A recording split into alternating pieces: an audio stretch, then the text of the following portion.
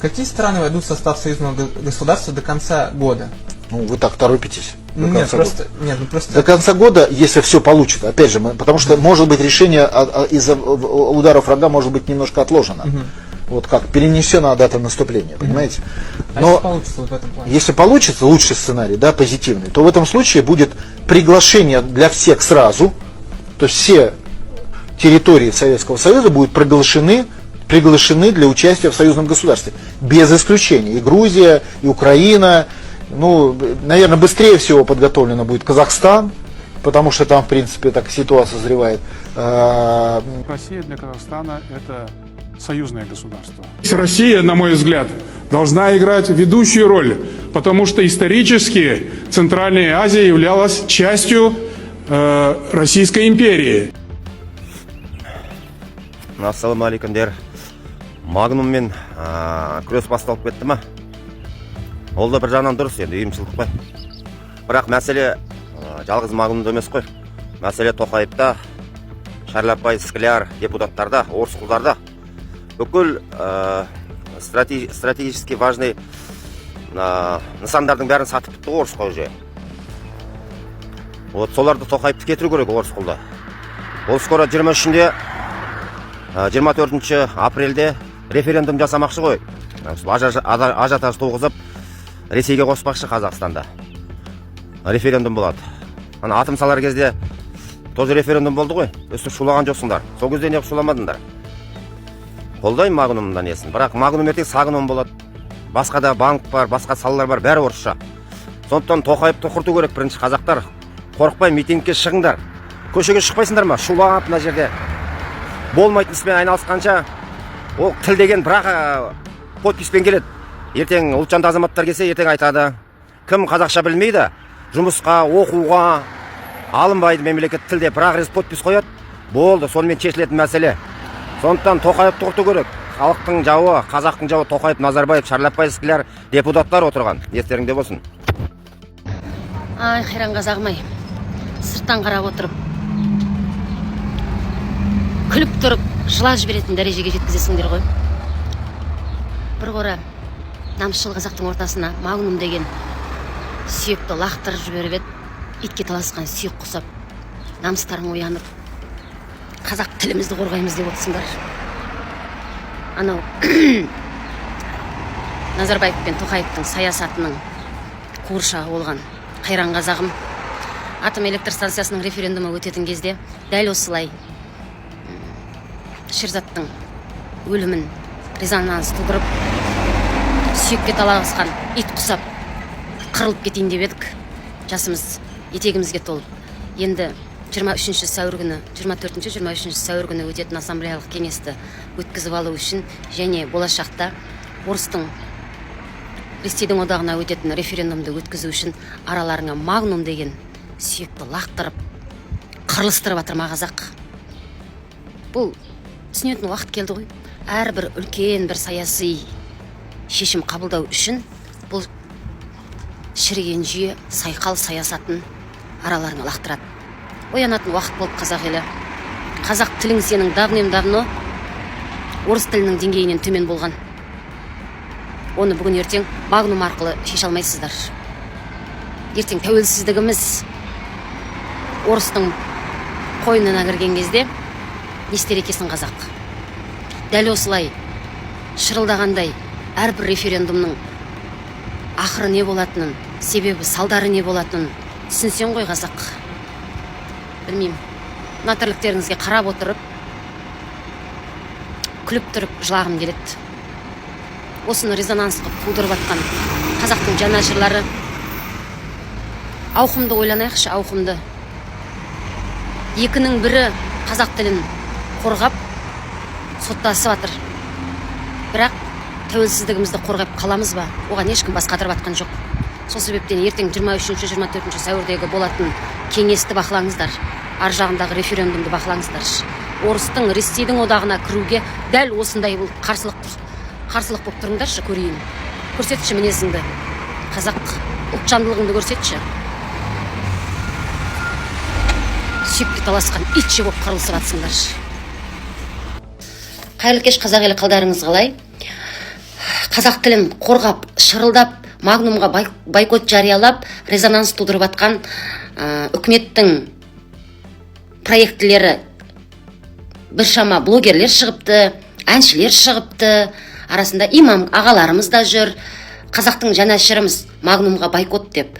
Қазақ тіліне жанашыр болсаңыздар, құрметті бойкот жариялағыш қазақ тілінің жанашырлары, Конституциямыздың ішінде 7-ші бапта 2-ші тармағында орыс тілі ресми түрде қазақ тілімен тең қолданылады деген 2-ші тармаққа 7-ші баптағы осыған бойкот жариялаңыздар. Және орыс тілін қазақ тілімен ресми түрде тең дәрежелі қылып қабылдаған 82 қазақ депутатының қызметіне бойкот жариялаңыздар.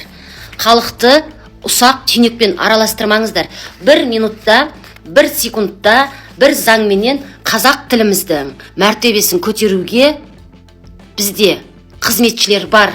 Шынайы қазақ тіліне жанашыр болсаңыздар, 7-ші баптың 2-ші тармағындағы орыс тілі ресми тілде қазақ тілімен тең дәрежелі деген тармақты алдырып тастаңыздар. Және орыс тілін қазақ тілімен тең дәрежелі қылып қабылдаған 82 орыс құл депутаттың қызметіне бойкот жариялаңыздар. Бір Магнумменен сіз күллі Қазақстанның халқын және мына жүйедегі отырған орыс құл қызметшіміздің тілін қазаққа ауыстыра алмайсыздар. Сол себептен заңды түрде бойкот жариялағыш болсаңыздар, қазақ тіліміздің мәртебесі биік болсын десеңіздер, 7-ші баптың 2-ші тармағындағы орыс тілі ресми түрде қазақ тілімен тең дәрежелі деген сөздікті алдыруға атсалысыңыздар. 70 жыл Остын Боданның астында жүргенде, осы 23-24 апрель қайтан референдум болады. Остын Боданына кіруге. Ана АЭС референдум қалай өткізді, тура солай. Енді Остын Боданына кіру үшін сондай референдум жасайды. Аллаға шүкір, соғыс жоқ, мемлекетімізде бәрі жақсы деген адамдарға бұл үндеу. Соғыссыз ақсатып жүрді ғой сендердің бәріктеріңіз. Міне 23-24 апрель референдум Остың қолмасына кіруге. Ал енді соғыссыз ақ сендердің бәрін сатып жүрді. Мына жағынды Қытайға сатса, ақ жағынды орыстарға сатты. Болдық қой. Мал болып жүргеніміз аз еді, одан бетір мал болып жүре береміз ғой енді. Ал үндемей жата берді. Жат қазақ. Шүкір Аллаға, соғыс жоқ мемлекетімізде. Сендер соғыссыз ақ сатып жүрді ғой, бәріктеріңді құл қылып сатып жүрді. Сендердің даже мненияларың керек емес үкіметке. Сендерден сұрамайды даже шына. Сен ойын қандай екенші. Алатты өздерін білген істеп жата береді. Главное что? Главное мә деп маңырайтын қазақ жоқ та. Бәрі үндемей жатыр. Сөйлеп атқанын бәрі соттайды. Ауыздарын жабады. Қалған қазаққа ол керек емес. Қазақ. Содан бітті қазақ, қайтан бітті. Ассалаумалейкум. Менің есімім Қалтай Мұрат Нұржанұлы. Қазақстанның Ресейге қосылуына қарсымын. Сәлеметсіздер ме достар? Мен Шакенова Гаухар. Мен қарсымын.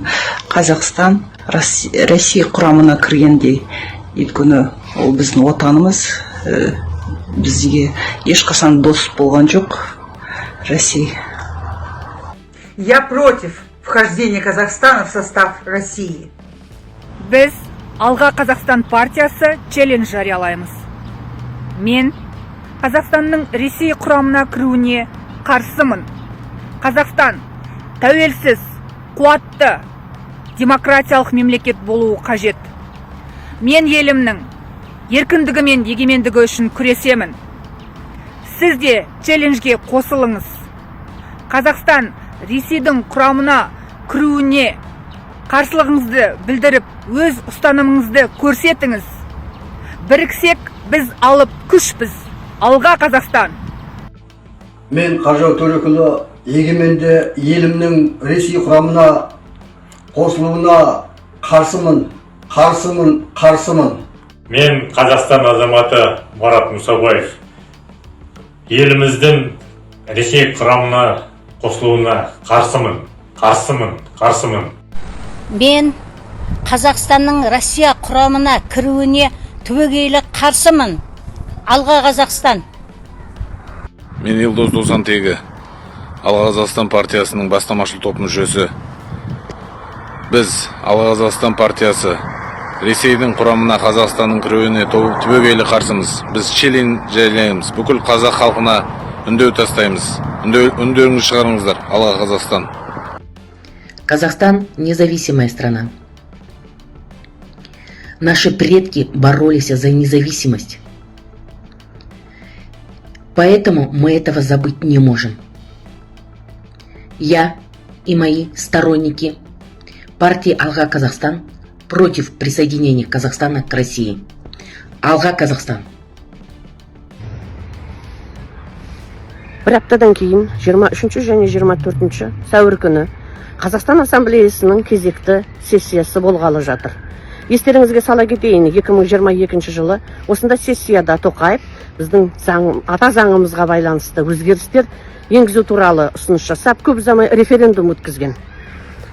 Сол секілді бұл отырыста біздің мемлекетімізге байланысты, тәуелсіздігімізге байланысты, болашағымызға байланысты осындай ұсыныс жасамайтынына кім кепіл бере алады? Сондықтан біз алдын ала Алға Қазақстан партиясының бастамашыл және ұйымдастыру топ мүшелері одақтық мемлекетке Ресейге қосылуға түбегейлі қарсы екенімізді айтамыз. Және халыққа үндеу тастаймыз, челлендж жариялаймыз. Өздеріңіздің қарсылығыңызды білдіріп, осындай үндеу тастаңыздар. Билік естісін халықтың дауысын. Алға Қазақстан. На фоне усиливающихся разговоров о создании союзного государства с Россией, Россия для Казахстана – это союзное государство. Россия, на мой взгляд, должна играть ведущую роль, потому что исторически Центральная Азия являлась частью Российской империи. мы, партия Алга Казахстан, заявляем: Казахстан – это государство с богатой историей, культурой и потенциалом, которое имеет право самостоятельно определять свой путь развития, внешнюю политику и приоритеты. Мы уже имеем горький опыт нахождения в составе Российской империи, где нас называли и младшим братом, и мягким подбрюшьем России. В составе России мы прошли и несколько искусственных голодоморов, и репрессии, и ядерные испытания. И самый главный итог этой авантюры – это то, что Казахстан будет непременно втянут в войну в Украине, где в этой бессмысленной бойне будут погибать граждане Казахстана. Поэтому мы заявляем, что мы категорически против вхождения Казахстана в состав России. Мы обращаемся к гражданам Казахстана. Поддержите нас, снимайте видео и фото челленджи. Давайте покажем, что нас много. Независимость государства – это самое большое достижение и ценность.